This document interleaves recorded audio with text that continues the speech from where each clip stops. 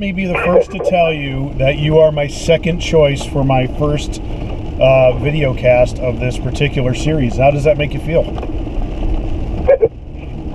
Close second? Yeah. That's only because there you go. my other pal, who I talk to quite often in the car, as you well know, I like talking and having conversations in the car, which is probably the last thing a lot of people want to do.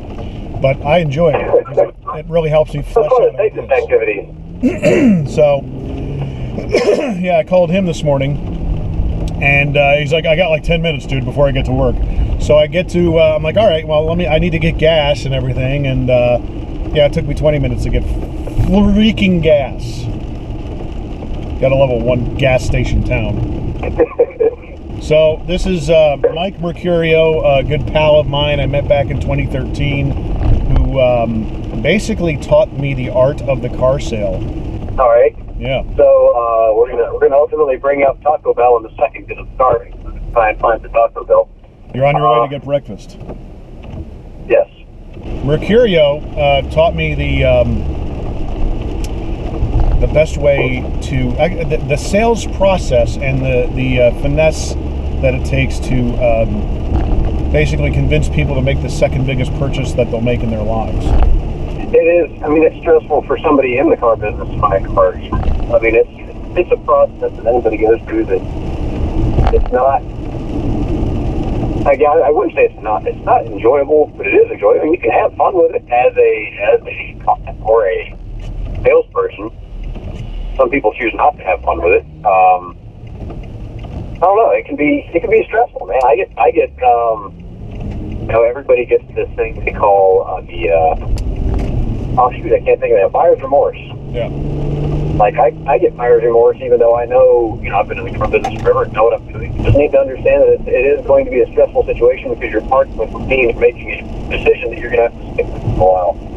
And I don't think people will like it. And then I think as we get in this day and age where we have more and more choices and we have more and more information at our fingertips and planned obsolescence phones where you're constantly upgrading, it's probably more stressful now than it used to be.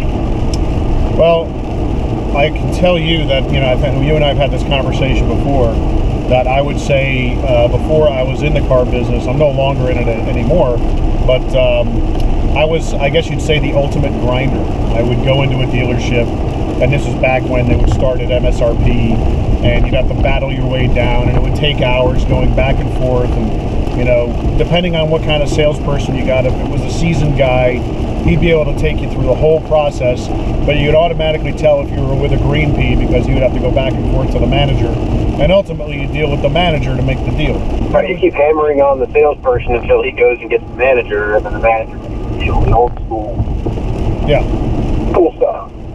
But what a lot of people operate that way. And it's funny because there are dealerships out there that if you really do your homework as a consumer, you'll find that their prices are actually market-based prices. That the prices of the cars are reasonable. That they're sometimes $2,000 or $3,000 off MSRP. In other cases, when I was selling Mercedes, we'd have cars that were 10,000 plus off of MSRP. And what would you expect happen? You get the person that came in and want to take that exact price that was already $10,000 off and want more off of that price. Well, it's because the car business has always been based on we want to make as much money as possible, and the client wants to save as much money as possible. So there's always going to be that back and forth negotiation. Yeah. And it's trained people over eons to do it that way. How long has it taken? I got to order something. We'll stand by while you order breakfast. Come on, okay. Can I get a sausage, egg, and cheese biscuit? Sausage, egg, and cheese biscuit? Yep. For today? That'll do it. 2059? No. Sure. Welcome. So that's not McDonald's, or that's not the Taco Bell. I was about to say. So we find a Taco Bell. Or take this route before. Is it like a Mexican sausage, egg, and cheese biscuit? Hey, they got this thing now. They're actually pretty good. Weird little wraps. Yeah, they're doing breakfast. Yeah, good stuff for really not good for you food. So where were we? We're talking. The car business says, yeah, it trains people over time, and what's funny is now the world has trained the car business, but that doesn't necessarily work anymore. It's time to do something a little different. Yeah. The car business has realized, hey, we actually should take care of these customers. It shouldn't be a one-time deal. It should be give them a reason to come back and use it again and again and again. Because people are doing that more often, more leases are happening. So these dealerships are figuring out that, hey, we ought to maybe take care of people and offer better deals. The problem is they created their own evil because they were the ones who wanted people to negotiate to begin with, wanted to ask the big price. So now when they start off at a lower price, and so many of them do, people are like, yeah, I don't believe you. They start hammering on you anyway. Yeah. And that's the flip side of that coin is somebody who goes into a mattress store. Obviously, mattresses and cars are two entirely different things, but, mattresses are sometimes marked up 60%. Yeah, they're very similar. It's a similar game with mattresses, furniture, and all that good stuff. The funny thing is that when I did get into the business, it spurred a lot of conversation because people really do think that there's a mystique involved inside the business. What really does go on? And the back room behind the doors, invoice, right, et cetera, thing. Yeah. And everything is so transparent thanks to the internet that realistically, and a lot of people don't believe me when they say this, but it's so dang true that new cars at least, don't make any money hardly ever. I mean, probably a good that is true. 85% of the time, they're losing money. Well, the next question is, well, how can you stay in business if you're losing money? Well, that's when I say, well, that's where the service department comes in. It's in the best interest of the dealership to pump more cars out into the market because there's generally a good chance that if you treat your customers right, they're going to bring their car back for service and they're going to spend money there. Either, by warranty or by, extended warranty or however, it's going to come back in one form or another. Now, don't get me wrong, there are, certain cars that are specialty cars that make a lot of money and that aren't discounted very much. But generally, whenever I tell people to go, they're looking for a car, and you correct me if I'm wrong, because I only did it for 2 years. You've been doing this for well over 10. I tell people, I said, look, if you want to buy a car, here's the best way to go about it. Go to your bank, get your financing set up. I said, but don't be committed to that financing. Go into the dealership, at least you have a little bit of leverage.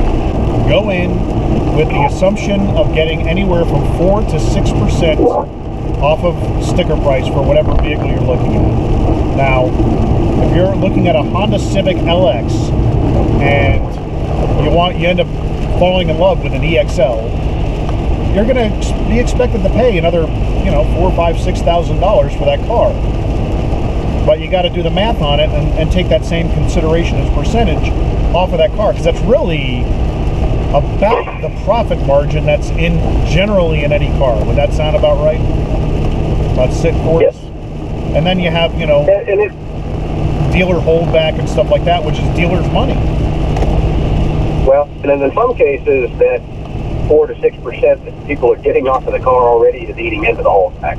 Like you're looking at the fact that, say a small city, Nashville size, there's 4 Honda dealerships within 20 miles of each other.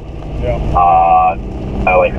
Three Hyundai stores, stuff like that. So when you have a volume brand, if you have volume competition, you're pretty much doing whatever you can just to even be noticed. Yeah. So there were times, I remember the Honda dealership near where I was, they were actually below invoice like $500, which was, I think their holdback was like $350.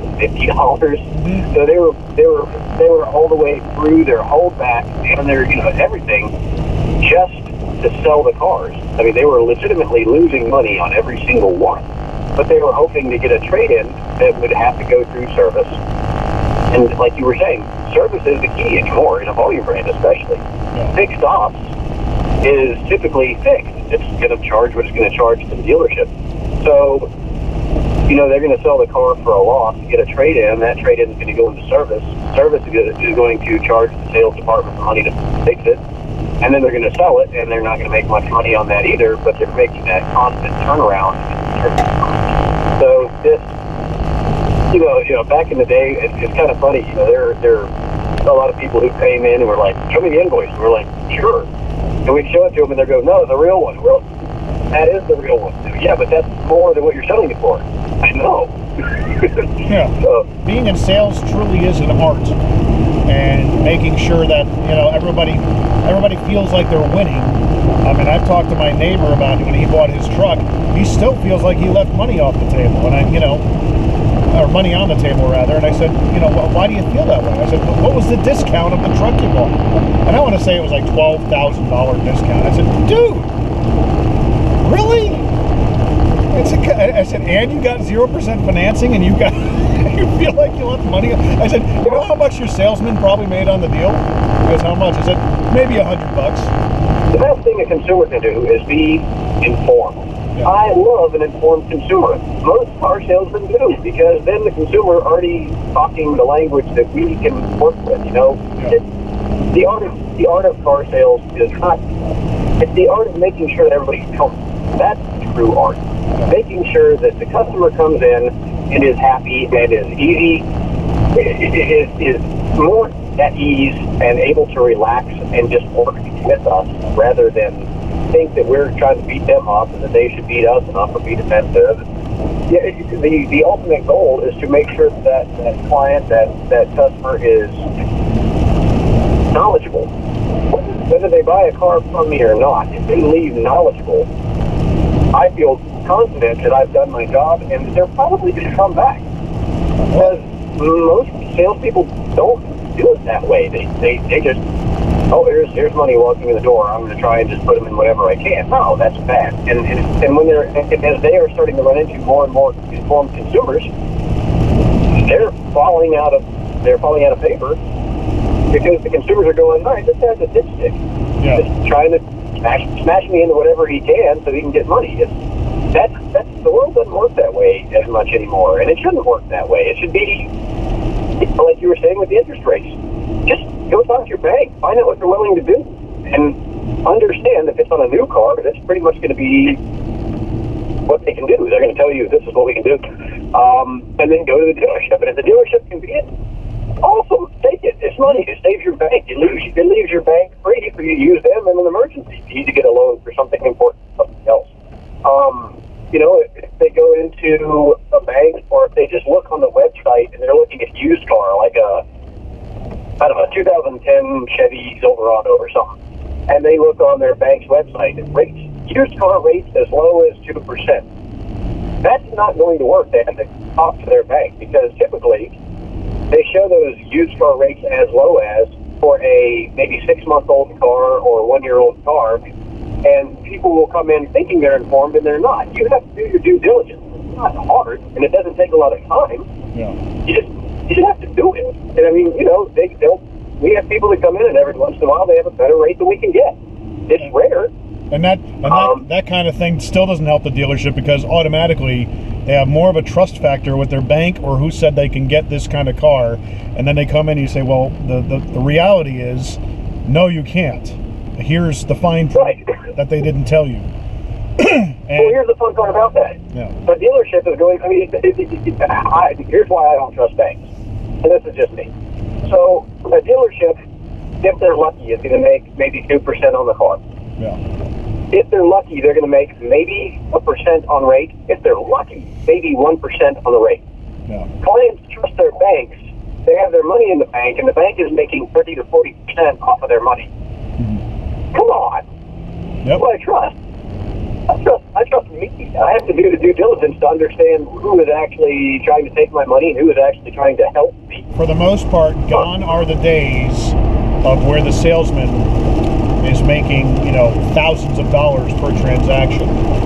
If anything, you'll have customers that come in, especially, being that you work for Porsche, I work for Mercedes. Customers expected a great deal, but they also expected the service. Now, because of how things have changed, we, as salespeople, had to minimize our time, with each transaction, because it was all we could do to be on the hunt for our next deal. Well, yeah, because dealerships are paying less and less for you to have the people. So, again, that volume mentality, the understanding is now, oh, wait, we shouldn't take advantage of customers and make as much money off them as possible. They've pretty much gone to the other extreme, because as soon as they started discounting, then all the other dealerships around started discounting, and it became a discount war, and now look how much we're giving our car away for. So here, we're giving our car away for even less. Yeah. And here, we're giving you free stuff along with the fact that we're giving away our car. So it went to the other extreme now, and now they're like, well, now that we're in this hole, we should not pay the people as much that they have to sell more cars to make the same amount of money. So in doing that, you lose the ability to really give good customer service if you're a responsible and morally sound sales rep. You should take care of your customers. You should spend time with them. It should make them feel comfortable and get them a coffee and water and whatever else, and spend time learning about them. And they become a part of your, it sounds cheesy, but they become part of your family. You know them, and they call you to, hey, I don't understand this, 6 months down the road. And you explain it to them, and they come in for service. You guys sit down and have a coffee together and talk and learn about how the kids are doing and stuff. Yeah. That's unfortunately difficult to do with either extreme. There has to be a happy medium, but it's just hard to get a happy medium. In your time in the business, what was the most audacious experience you've ever had? The most, I can't believe that just happened type of experience? I can give you a half-hour worth of things. I really could. When I first got in the car business, it was an accident. I did not mean to do it. I did not mean to get in the car. I was absolutely scared half to death at the people I worked around, because those people were the old school car business guys, and some of them, they were sketchy. Oh, man. Yeah. And after I got out of that dealership, and again, that was years and years and years and years ago, as I found which companies were good to work for, not brands, but companies that own those brand dealerships. Yeah. I don't run into those people anymore. They've all, or most of them, have been, they've gone extinct because they can't survive that way anymore, because that's not how it is. But I'll give you a quick example. There's plenty of addictions out in the world and whatnot, and I know that pills are apparently readily available. So I was working at a dealership elsewhere in Tennessee years and years ago, and the customer came up to me and said, "Excuse me, can I get a different salesperson?" I said, "Yeah, I'll be glad to help you, I guess. What's going on? What's wrong?" He goes, "Well, my salesperson fell asleep standing up talking to me. He's still asleep over there standing up." I said, "Excuse me?" Sure enough, we walked over. It was this young guy that apparently was a pill hopper, a pill head, or whatever else. He was always doing different pills and drugs and whatever, I found out. And he would randomly fall asleep while talking to customers because he was just all messed up. Jacked up. I watched it. I watched him fall one time smoking a cigarette, and the cigarette just started burning away. And the funny part is, we were counting how long it took him to wake back up. And when he popped back awake, he literally continued in the same sentence he had fallen asleep talking. I would always try and make it a point to try and make the customer laugh, at least in the first 5 or 10 minutes. And I would do that by utilizing elements of FBI, feature, benefit, impact, which on a Mercedes, you'd have keyless go. You'd be able, you have the key in your pocket, walk up to the door handle, stick your hand into the door, and the door will unlock, which is a very, practical feature if you got groceries in your hands, or if you just don't, want to dig for your keys. It's a very convenient feature, and it's a great feature to talk about. But I would do that kind of thing for things like the steering wheel. Sit down inside the car. Now put your hands on this round thing in front of you. And I said, that's the Mercedes-Benz steering wheel. Let's say you're going straight, okay, down the road, and the road veers to the left. You turn the wheel to the left, and the car goes to the left. Isn't that, I mean, literally, isn't that crazy? And they'd either start laughing, or they would look at me like, what the hell is wrong with this guy? On the floor are these little pedal things. Let's say the car's not moving, but the engine's on. You want it to move. See that long, narrow one on the right? That's your lateral accelerator. Mercedes-Benz specialty. Press down on it, the car's going to go forward. Nuts! Let's say you're going forward and there's somebody in front of you that's stopped. You need to stop the car. The next pedal over to the left, the wide one, that's the inertia stopper, the brake.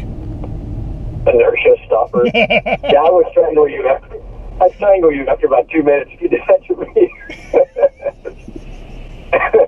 And they just go like, okay, whatever, let's just move on. Or they just look me, okay, can I get somebody else? That never happened. Yeah, right. The best thing you can do as a salesperson is make sure your client's having fun. They're about to spend a lot of money. They're probably stressed about spending a lot of money. Yeah. Make sure they enjoy their time. The best thing you can do as a customer is understand it is a career. It's no different than you going into any other business. It's no different than you going into a doctor. Yes, he's trying to take care of you. Yes, you're going to pay him in order for him to do so. Just run with it. It's okay. I would find that the people who would sit down and grind you the most, grind meaning going back and forth, trying to get a better price than the listed price that you had that was already discounted, inevitably you'd come to a deal, and I'll kind of finish off with this. You'd come to a deal and start getting everything going, and then in the midst of doing all the paperwork, you'd be like, this is why people don't like buying cars, because it takes so long. And I'd look at him like, dude, are you serious? You know why it took so long? Because we went back and forth. That has happened numerous times. Yep. I tell them, hey, if you would have negotiated, it would have been a lot faster. Right. Was it worth your time? Well, thank you, Mr. Mercurio. It's always a pleasure to talk to you. If you're in the market for a car, Mike Mercurio works at Porsche of Nashville. He can literally get you anything, unless it's a new car, it's got to be a Porsche or a certified pre-owned Porsche. Yeah, I can get you used it.